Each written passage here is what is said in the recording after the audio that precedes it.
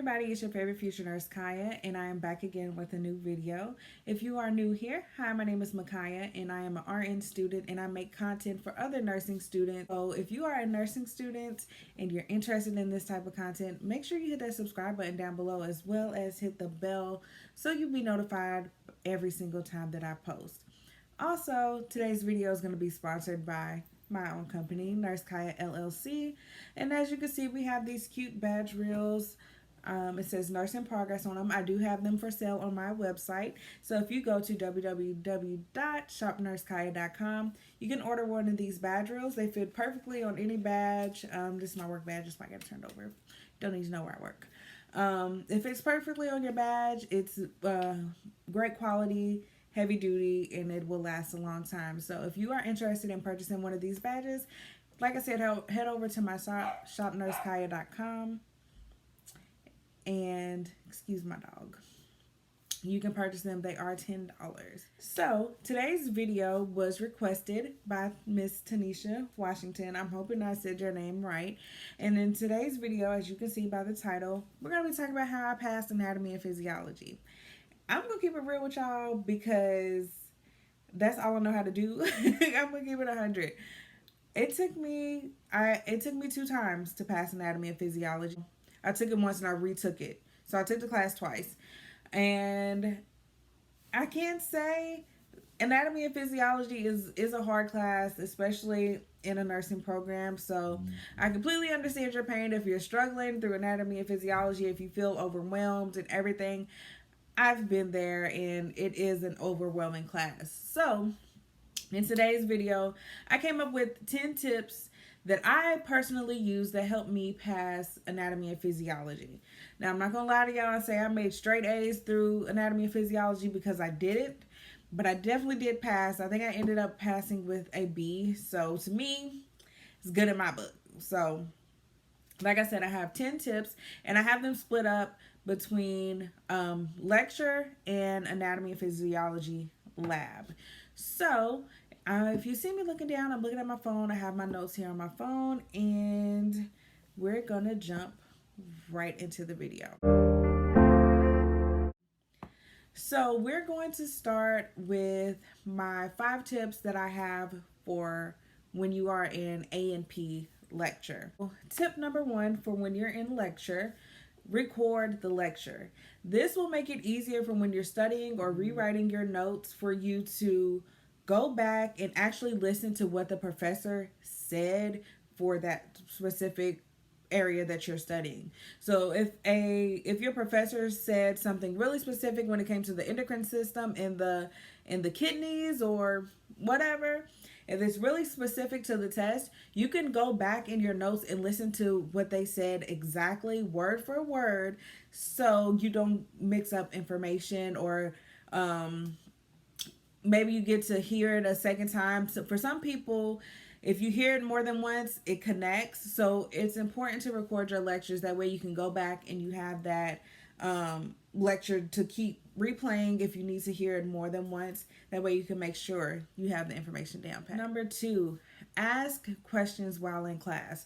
I know this can be very nerve-wracking because I'm one of those people.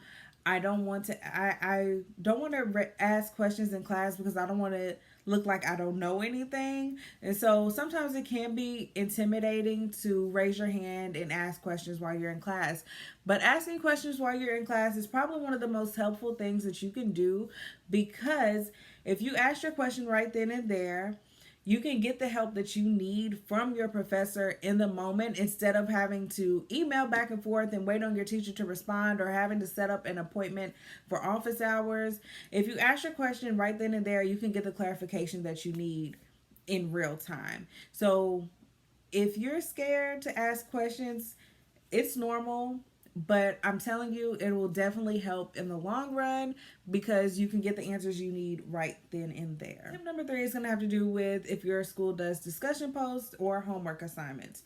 It's very important that you pay attention to the questions that they ask in those discussion posts or for your homework assignments, because it's possible some of those same questions will show up on your exams. So if you're doing your homework or you're or if you're doing a discussion post, pay attention to the topics that are being asked of you in those posts or in those homework questions. And when you're studying or rereading your notes, you can also use them to kind of quiz yourself and review them as well. So please, please, please pay attention to those, because when I was taking anatomy and phys, we had to do discussions for our lectures, and a lot of the information that we were tested on came from our discussion posts and what we talked about in class. So those can be helpful as well. Go over your notes. Don't just write them down and never look at them again or look at them at the last minute. Go over your notes daily. Repetition is key in anatomy, and so if you're going over your notes every day, or like literally just take probably 45 minutes to an hour, I would say chunk it up each day and review your notes. It will help build your memory for that class, because anatomy is all memory. It's all it is memorizing bones, memorizing muscles, memorizing the body. So the more repetition you can get in, the better. So don't just write your notes down in class. Actually take the time to sit down and go over them. What I also like to do with my notes, if I took notes in class and I had the PowerPoint for the class, I will also go back in the textbook and see if there's any additional information I could add to my notes as well. Just in case sometimes the professor doesn't put everything from the textbook into the PowerPoint, so you might find something a little bit extra that'll help you grasp the information a little bit better in your textbook. So yeah, tip number 5, don't just look at your notes, rewrite them, work your memory, because anatomy is all memorization. So we're going to move on to tips for anatomy and physiology lab. I struggled so much in A&P Lab. I struggled a lot because when you have the models, you have to really remember where everything is, and the little tiniest details you have to remember about each body system. So my first tip for lab is to find out when open lab time is. Going to open lab gives you the opportunity to study the models hands-on outside of class, and you can do it on your own without any distractions. Open lab is probably what really saved me, because I could go and there would be nobody there, because a lot of people do not take advantage of open lab time. I understand people are busy, people work, people got kids, but taking advantage of open lab time will give you that extra boost that you need when you're taking your lab exams. For me, I struggled the most with the bones. My A&P 1 lab class, he was very, very particular about the tiniest structures on the bone. So I found that going to open lab time, I could practice with the models. I could see them hands-on instead of looking at a picture, helped me a lot. So tip number 1, find out when open lab time is, because I'm telling you, it's a lifesaver. 2, for A&P Lab, make a list of the key structures that you need to know for your exam. Having a list of what you actually need to know will help keep you organized and focused on what you actually need to study.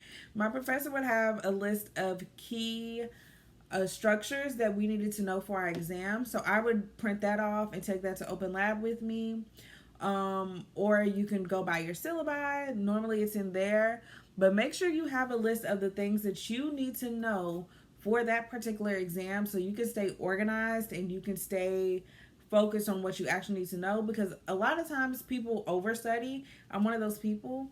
Sometimes if I don't have a list, I will study other things that I don't really need to study, because I'm focused on other things. If I have a list and I can check off what I've done, I'm good.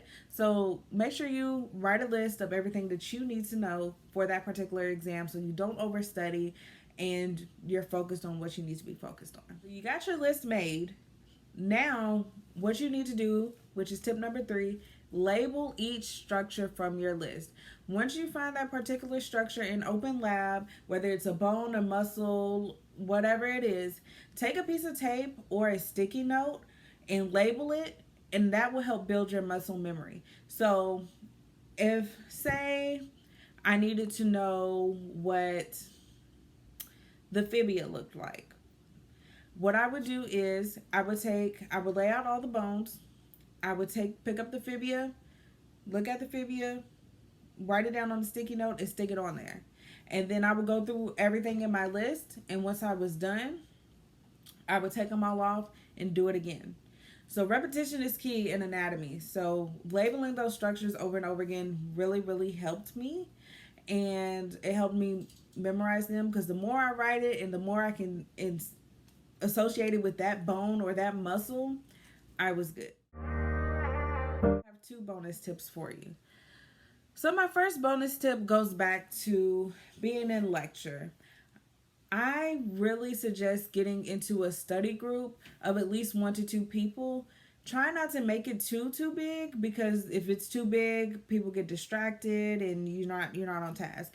That was my biggest problem, because I have never really been a study group person until I found the 2 people that I could actually sit there and study with, and we can focus together.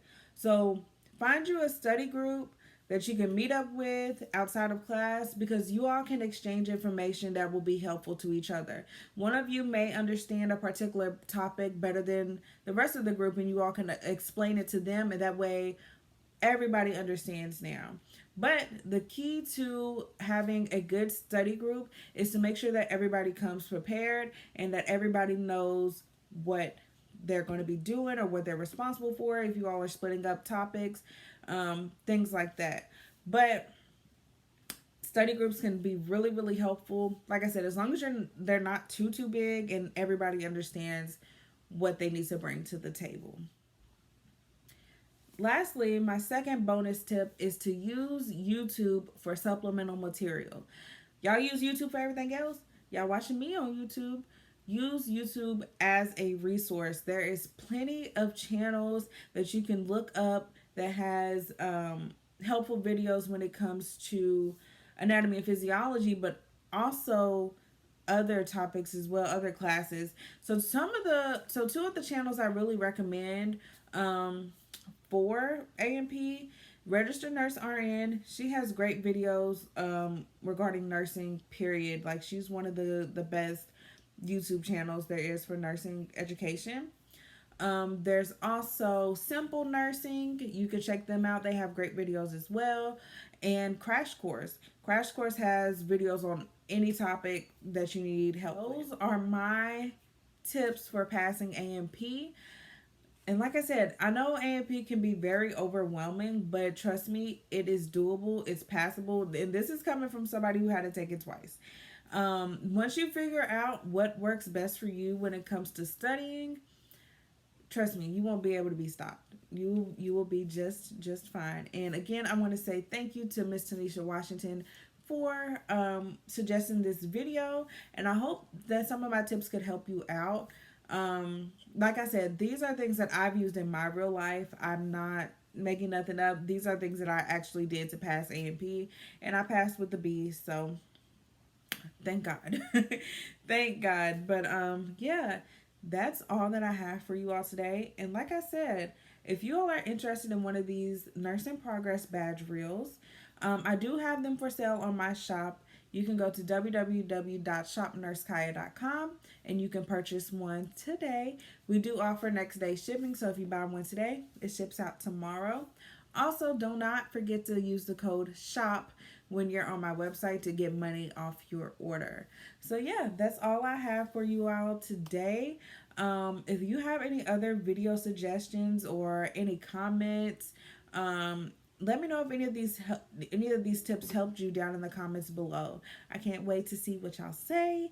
And yeah, thank you all so much for watching, and I'll catch y'all in the next video.